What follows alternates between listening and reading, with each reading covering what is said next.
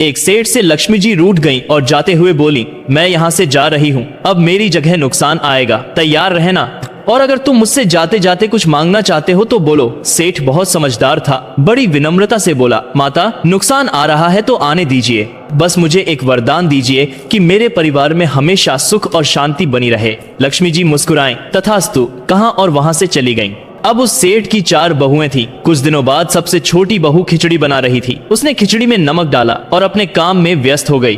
तभी दूसरी बहू आई और उसने खिचड़ी को बिना चखे ही और नमक डाल दिया और वह भी अपने काम में व्यस्त हो गई। इसी तरह तीसरी और चौथी बहू ने भी खिचड़ी में नमक डाला बिना चखे और काम में लगी रही।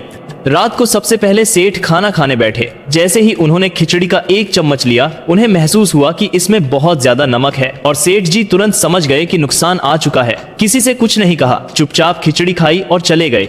अब खाने की बारी उनके बड़े बेटे की थी।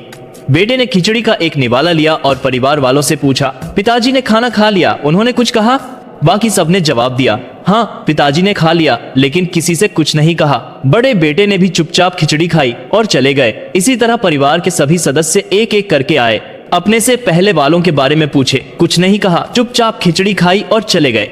रात को सेठ जी सो रहे थे कि सपने में नुकसान आया और हाथ जोड़कर बोला, भाई मैं यहाँ से जा रहा हूँ, मैं यहाँ नहीं रह सकता। सेठ जी ने पूछा, क्यों, क्या हो गया? नुकसान बोला, तुम सब ने मिलकर 1 किलो नमक खा लिया, पर मजाल है कोई किसी पर नहीं चिल्लाया, कोई गुस्सा नहीं हुआ, सब शांत रहे। अब जिस परिवार में इतनी सुख शांति आपसी प्यार और सम्मान है, वहां मैं नहीं रह सकता। निष्कर्ष, जिस परिवार में प्यार शांति आदर और बड़प्पन है, उस परिवार का कोई नुकसान कोई आपदा कुछ नहीं बिगाड़ सकती।